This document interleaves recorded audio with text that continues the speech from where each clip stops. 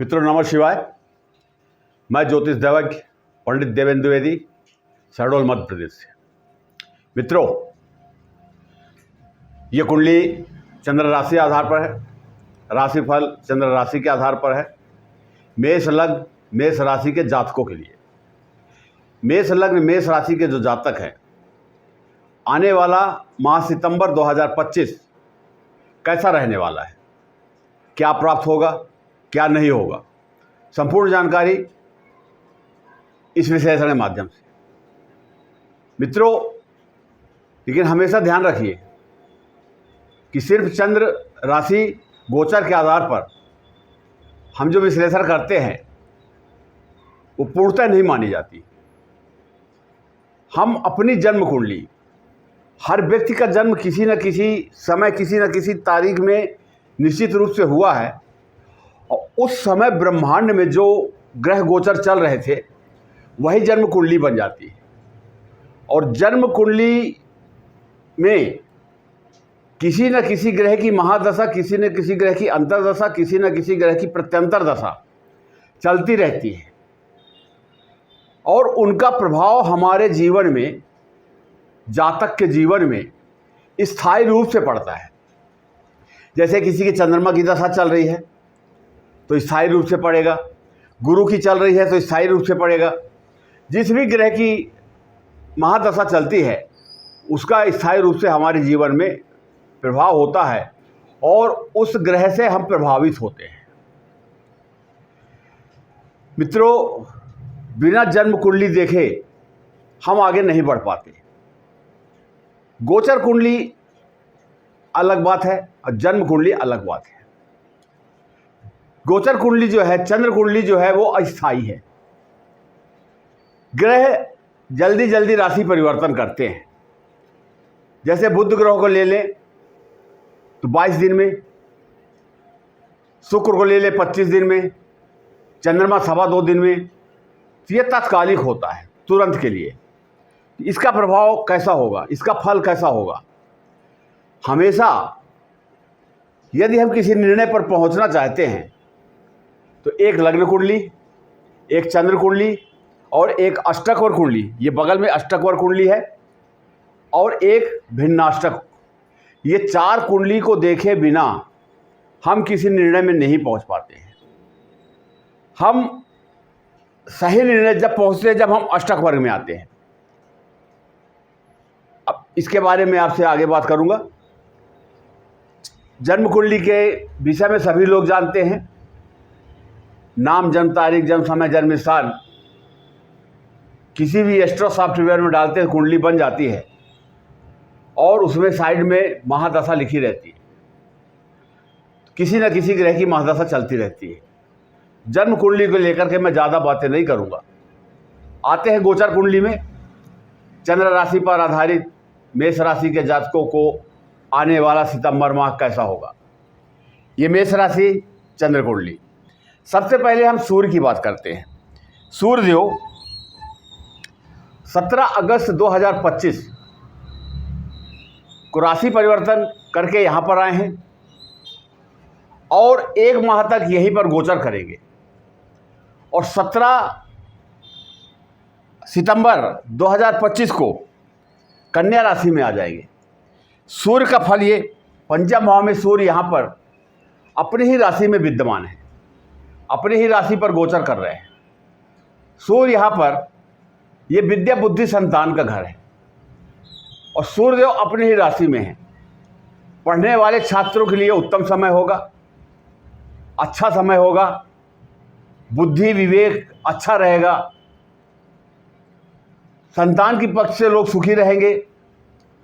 फिल्मी दुनिया, कलाकार, सीरियल, लेखक, ये सब, इनके लिए सूर्य का ये गोचर उत्तम रहेगा। अब आते हैं सूर्य के बाद मंगल। मंगल 6ठे भाव में है, कन्या राशि में है। कन्या राशि जो है बुध की राशि है, और मंगल और बुध दोनों एक दूसरे के घोर शत्रु है, पर गोचर में तो आना ही पड़ता है। मंगल देव यही गोचर कर रहे हैं। 13 सितंबर 2025 तक मंगल का गोचर यहीं पर होगा। छठे भाव के कारक ग्रह भी मंगल है। कोई भी ग्रह अपनी राशि में या अपने कारकत्व ग्रह में नुकसान नहीं करता। मंगल यहाँ पर मेष राशि के जातकों को, मेष राशि के स्वामी भी मंगल है और मेष राशि के जातकों को अच्छा परिणाम देंगे। रोग शत्रु कर्जा, रोग में कमी आएगी, शत्रुता समाप्त होगी या कम होगी। ये कर्ज जो है किसी से लिया दिया है उसमें कमी आएगी, समय से आप किसी को दे पाएंगे, इसमें कमी आएगी। अब बुध की बात करते हैं। 30 अगस्त 2025 तक बुध देव यहीं पर रहेंगे। बुध सूर्य और केतु का युति बना हुआ है और 30 अगस्त के बाद बुध यहां से निकल करके और कन्या राशि में आ जाएंगे, अपनी ही राशि में आ जाएंगे। बुध भी वाणी के कारक है, सूर्य के मित्र है। सूर्य और बुध मिलकर के 30 अगस्त तक बुधादित्य योग बना है और बुध जब अलग हो जाएंगे 30 तारीख को सितंबर, 31 अगस्त को यहाँ पर आ जाएंगे। ये पूरे माह का फलादेश होगा और लगभग 22 दिन तक यहीं पर रहेंगे। तो ये बुध का विश्लेषण। अब आते हैं गुरु की बात करते हैं। गुरु मेष राशि तीसरे भाव में गोचर कर रहे हैं, मिथुन राशि में। गुरु क्या है? गुरु ज्ञान है, गुरु धर्म है, गुरु अध्यात्म है, गुरु पूजा है, गुरु संतान का कारक, पति का कारक, धन का कारक ग्रह गुरु है। गुरु कभी अशुभ फल प्रदान नहीं करते। नीच के हो जाते हैं तो शुभता में कमी आ जाती है, पर अशुभ जो फल है वो नहीं होता। यहाँ पर गुरु बैठ करके इस भाव को जागृत करेंगे, थोड़ा परिश्रम करवाएंगे, पराक्रम करवाएंगे और यहाँ पर गुरु अच्छे फल प्रदान करेंगे, अच्छा परिणाम प्रदान करेंगे। गुरु पूरी कुंडली में शुभ ग्रह है तो गुरु का गोचर भी अच्छा होगा। ये 14 मई 2025 से गुरु का गोचर मिथुन राशि में हो रहा है। 18 मई 2025 से राहु और केतु का गोचर हो रहा है। राहु कुंभ राशि में और केतु सिंह राशि में। शुक्र की बात करें तो शुक्र यहाँ पर अभी गोचर कर रहे हैं कर्क राशि में, चौथे भाव में। शुक्र यहाँ पर 21 तारीख तक रहेंगे। 21 तारीख के बाद वो भी यहाँ पर सिंह राशि में आ जाएंगे। 4 ग्रहों का युति जो है एक भाव में बन जाएगा। शुक्र क्या है? शुक्र संगीत है, शुक्र गायन है, शुक्र गीत है, सौंदर्य है, सुख वैभव श्री संपदा का कारक ग्रह, धन का कारक ग्रह शुक्र है। तो शुक्र यहाँ पर बैठ करके शुक्र का भी परिणाम अच्छा आएगा। कुछ ग्रह अच्छे परिणाम देते हैं, कुछ नहीं देते हैं, कुछ अशुभ फल देते हैं। 9 ग्रह हैं, 9 ग्रहों में से कुछ ग्रह योग कारक होते हैं तो कुछ मारक होते हैं। शुक्र यहाँ पर लग्नेश के मारक है, शत्रु हैं, फिर भी यहाँ केंद्र भाव मिल जाने के कारण शुक्र जो है अच्छा फल प्रदान करेंगे। अब शनि की बात करते हैं। शनि यहाँ पर मीन राशि में गोचर कर रहे हैं। मीन राशि में शनि की 7.5 भी चल रही है। 29 मार्च 2025 को शनि का प्रथम चरण समाप्त हुआ है। उसके बाद मीन राशि का दूसरा चरण चालू हुआ और चालू हुआ कुछ दिन के बाद 138 दिन के लिए शनिदेव बकरी हो गए। मेष राशि के ऊपर शनि ढैया का, शनि 7.5 का प्रथम चरण चालू है, पर अभी राहत है। लेकिन मेष राशि के जातकों को द्वादश भाव जहाँ शनि बैठे हैं ये खर्चा का भाव है, अनायास खर्च। जो खर्चा नहीं करना था वो खर्चा हो जाएगा, तो खर्चों पर थोड़ा सा सोच समझ के खर्च करें। विदेश का भी भाव है, यहाँ पर शनिदेव जो है विदेश यात्रा भी करवाएंगे, विदेश से रुक के कार्य, विदेश से व्यवसाय, अच्छा परिणाम होगा। अब राहु की बात करते हैं। राहु जो हैं कुंभ राशि में हैं। 18 मई 2025 से कुंभ राशि में 18 महीने का गोचर है। अब राहु यहाँ पर गोचर कर रहे हैं। ये एकादश भाव है। 3, 6 और 11 तीन भावों में राहु अच्छा परिणाम देते हैं। अच्छा परिणाम देने का मतलब राहु एक मायावी ग्रह है, माया जाल फैलाता है, बुद्धि भ्रमित करता है, अचानक धन लाभ देता है, रातों रात रोडपति से करोड़पति बना देता है, अरबपति बना देता है। राजनेता छोटे स्तर में रहते हैं, वो उच्च पद को प्राप्त कर जाते हैं, विधायक, मंत्री, मिनिस्टर बन जाते हैं। राहु विचित्र ग्रह है। अब यहाँ पर धन के लिए तो हर आदमी प्रयास करता है कि हमको धन प्राप्त हो। सबसे बड़ी समस्या तो हमारी धन की है। तो धन की पूर्ति के लिए फिर आदमी नहीं सोचता कि क्या करना चाहिए। पर एकादश भाव का राहु धन तो देता है, बहुत धन देगा, लेकिन अशुभ होता है। वो धन ज़्यादा दिन टिकता नहीं है। इसलिए सोच समझकर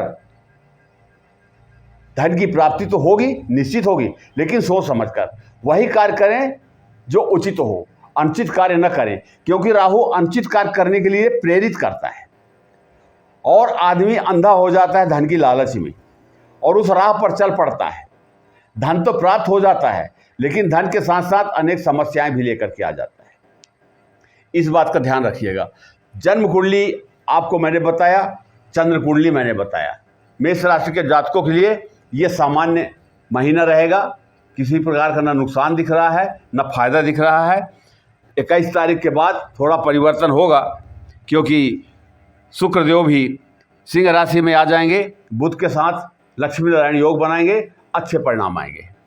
अब इसकी बात हम करते हैं। बहुत से लोग जानना चाहते हैं, पूछते भी हैं कि अष्टक वर्ग क्या है। अष्टक वर्ग कोई नई चीज नहीं है। अष्टक वर्ग ज्योतिष का ही एक भाग है। जैसे हम एस्ट्रो सॉफ्टवेयर में अपना नाम, जन्म तारीख, जन्म समय, जन्म स्थान डालकर सर्च करते हैं और उसमें डालेंगे आप अष्टक वर्ग, ऐसी कुंडली आपकी आ जाएगी। अष्टक वर्ग का विश्लेषण जो है एकदम सही, एकदम सटीक, बिल्कुल 95-98% मैंने अनुभव में पाया है, बातें सत्य होती हैं। ग्रहों का बल देखने के लिए हम जन्म कुंडली देखते हैं कि कोई ग्रह कितनी डिग्री का है, किस राशि में बैठा है, किस भाव में बैठा है, किसके साथ किसकी दृष्टि, ये सब देखते हैं। तो ग्रह का बल देखने के लिए हम जन्म कुंडली से देखते हैं। लेकिन ग्रह जो होता है किसी न किसी भाव में तो बैठता है, और जिस भाव में बैठा है उस भाव का बल कितना है, उस भाव से हम कितना प्राप्त करेंगे, कितना प्राप्त करना चाहते हैं। महत्वपूर्ण बात यह है, जन्म कुंडली में 6, 8, 12 अशुभ भाव होते हैं, चंद्र कुंडली में 6, 8, 12 अशुभ भाव होते हैं। इसी प्रकार से अष्टक वर्ग सारणी में 6, 8, 12 अशुभ होते हैं। बिंदु 337 बिंदु होते हैं टोटल। वही 337 बिंदु को 28 में बांट दिया जाता है, तो ये पूरे 337 हो जाते हैं। अब हमको किस भाव में ज़्यादा चाहिए, किस भाव में कम चाहिए। यहाँ पर सब में 28 प्लस आप देख रहे हैं, ये एक उदाहरण कुंडली है। किसी में 30 मिलेगा, किसी में 35 मिलेगा, किसी में 20 मिलेगा, 36 मिलेगा। कुछ भी अंक आपकी जन्म कुंडली में, कुछ भी अंक बिंदु मिलेंगे वहाँ पर। अब ये 6, 8, 12 जैसे मैंने कहा, ये अशुभ भाव हैं। अशुभ होने के कारण यहाँ पर देखिए लिखा है -24, माने 22 और 24 से भी कम होना चाहिए। कि जब भाव का बल, ताकत होती है, तो उस भाव के फल को वो बढ़ा देता है, जो बिंदु होता है वो बढ़ा देता है। तो रोग, शत्रु, कर्जा, एक उदाहरण लेते हैं हम छठे भाव का। इस भाव से रोग, शत्रु, कर्जा, तो कौन ऐसा व्यक्ति होगा कि रोगी होना चाहता है, शत्रुता पालना चाहता है, कर्ज लेना चाहता है? कौन ऐसा व्यक्ति होगा? शायद कोई भी नहीं। तो यहाँ बिंदु अगर कम होंगे तो रोग भी कम होगा, शत्रुता भी कम होगी, कर्जा भी नहीं होगा। इसी प्रकार अष्टम भाव से इसी भाव द्वादश भाव में जाते हैं तो वहाँ भी -24 चाहिए, जिससे उस भाव का फल जो है बढ़ने न पाए, कम रहे। बाकी भावों में हमको 28 से ज़्यादा चाहिए, 28 प्लस चाहिए।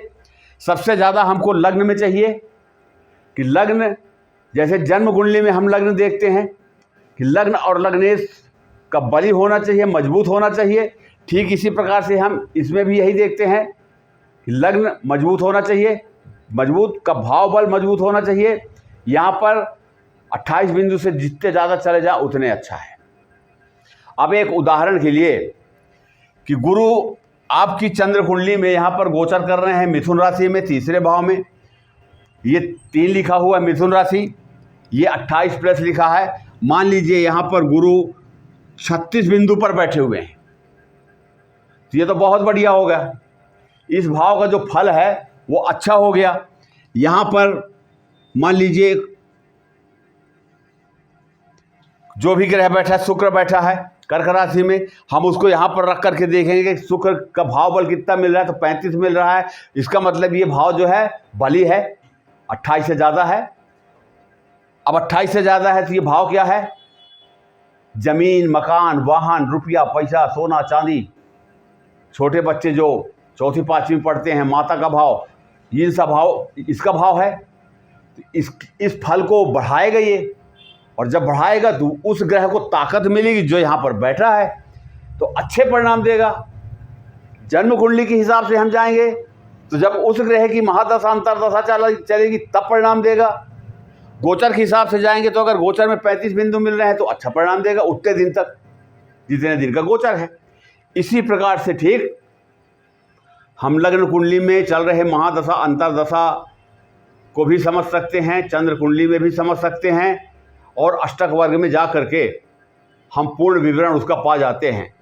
और जब वो कमज़ोर ग्रह होता है उसके लिए जो करना चाहिए, धार्मिक उपाय, धार्मिक अनुष्ठान आदि आदि, हम वो करके और जीवन में अनुकूलता ला सकते हैं।